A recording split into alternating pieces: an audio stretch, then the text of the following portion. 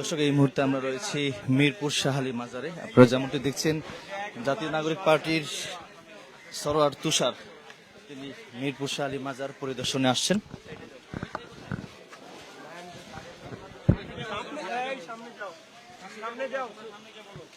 গত বৃহস্পতিবার রাতে এই শাহালি মাজারে যে ঘটনা ঘটেছে তারই প্রেক্ষিতে তিনি এই মিরপুর শাহালি মাজার এখানে এসেছেন। মূলত গত বৃহস্পতিবার কি ঘটনা ঘটেছে সেটি আসলে জানার জন্য, কারা আহত হয়েছেন তাদের কাছ থেকে।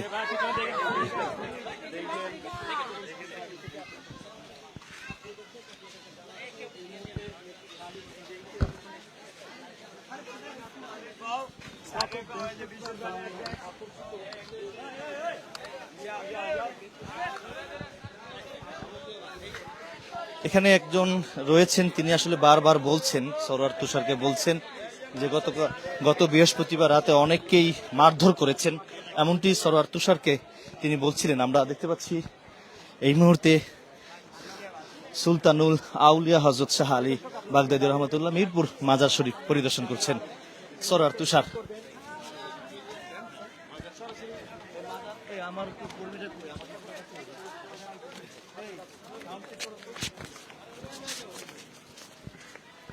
আমরা আগে মাজার জিয়ারত করব, তারপরে আমরা কথা বলবো।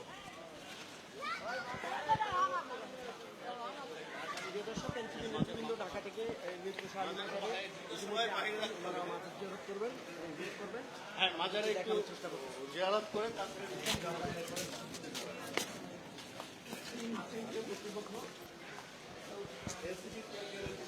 মাজার জিয়ারত করবেন। এরপরে সেদিন যে ঘটনা ঘটেছে, দর্শক মিরপুর শাহ আলী মাজারে এসছেন, এই মুহূর্তে সরোয়ার তুষার মাজারের ভিতরে প্রবেশ করছেন। মাজার জিয়ারত শেষে কথা বলবেন, জানার চেষ্টা করবেন সেদিন রাতে কি হয়েছিল, এই ঘটনার সাথে কারা জড়িত। আমরা দেখতে পাচ্ছি ইতিমধ্যেই মাজারের ভিতরে প্রবেশ করেছেন সরোয়ার তুষার।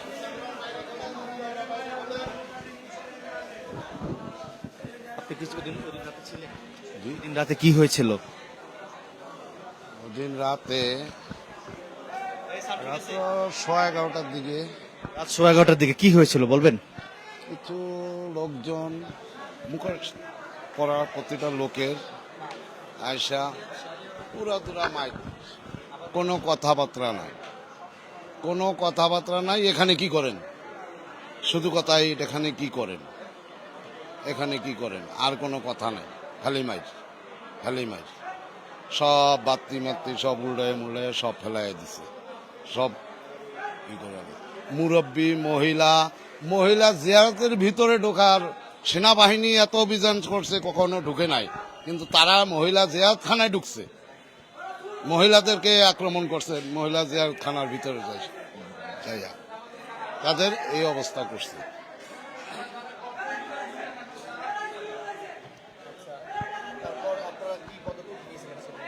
সেদিনকার পদক্ষেপ সাধারণ পাবলিক তো হয়, ঠিক আছে, সাধারণ পাবলিক তো আতঙ্ক, হঠাৎ করে একটা জিনিস। প্রথম তো ভাবছে যে প্রশাসনের লোক, পরে দেখা গেছে কোনো প্রশাসনের লোকই নাই এর ভিতরে, এইভাবে আক্রমণ হয়েছিল সেদিন। এই যে আমার পরশু দিন আমার বাইরে লড়ন দিছে একটা পিচ্ছি ছোট ভাই, আমার এই দিন বাড়ি মারছে। হ্যাঁ, এই যে আরেকটা বাড়ি মারছে, পরে আমি আয়া পড়ছি, পরে আমার মায়েরা পড়া কইছে হয় এর লোক কিশোর গ্যাং। হ্যাঁ, পরে আমার ধরতে ধরছে এক ভাই আমারে উপরে হ্যাঁ মাঝখানে আলিছে আর আমার মারছে একটু কি। ছিলেন সেদিন রাতে? না ভাই, না। আপনি ছিলেন সেদিন রাতে? হ্যাঁ, সেদিন রাত্রে আমি ছিলাম। সেদিন রাত্রে রাত 11:30টার দিকে মানে মুখোশ লাগায়া 1-150 পোলাপাইন ঢুকছে, দুইটা মনে করেন হাফ ডে সবের মারধর করছে। সাধারণ লোক মনে করেন বিভিন্ন জায়গাতে নাইছে তারা মাজারে জিয়ারত করতে, তা আসার পরে তারাও মাইর খেয়েছে। মাইর খায় তারা পুরা মাজার দ্বারে মাইরা মুইরা সব মানুষকে বাইরে বের করে দিচ্ছে। তাদেরকে মারছেন? মারছে, পাগলকেও মারছে, সাধারণ লোকেরও মারছে, যারা মনে করেন ঘুরতে আইসা জিয়ারত করবো তাগরও মারছে। তারপরে মহিলা ওয়ার্ডে যা মারধর করছে, পরে এখানে এই মাজারের রজবের সামনে তারা গেটের মনে করেন অনেক টানাটানি করছে করে ওই যে ডেকটা আছে ডেকটার ভিতরে একটা বাড়ি দিছে, তারপর সিন্ধুকে বাড়ি দিছে, বাড়ি বুড়ি দিয়া পরে তারা চলে আসে, মানুষ সব ফাঁকা হয়ে গেছে, তারাও চলে আসে। এখানে আরো একজন রয়েছেন, একটু কথা বলবো। এই মুরব্বি, একটু কথা শুনেন। আপনি কি ছিলেন সেদিন রাতে? না, আমি ছিলাম না, আমি বাইরে ছিলাম তো, আমি ছিলাম না।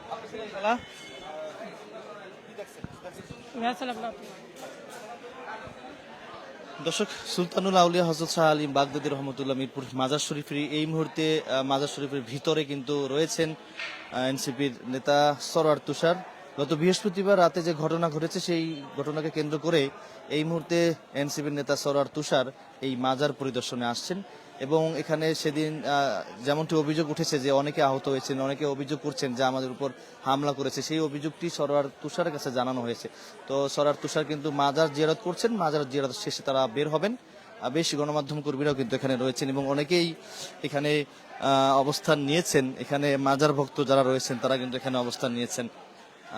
দেখা যাক সর্বশেষ কি হয়। আমরা দেখতে পাচ্ছি মাজার জিয়ারত শেষে সরওয়ার তুষার বের হয়েছেন।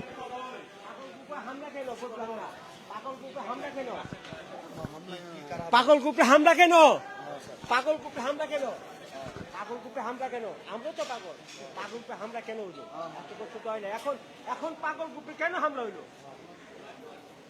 পাগল গ্রুপে কেন হামলা হইলো? এটা আমার জানা দরকার। পাগল গ্রুপে কেন হামলা হইলো? পাগল গ্রুপে কেন হামলা হইলো? পাগল গ্রুপে কেন হামলা হইলো? এটা জানা দরকার না। জানা দরকার। পাগল গ্রুপে হামলা হইলো এটা তো জানা দরকার।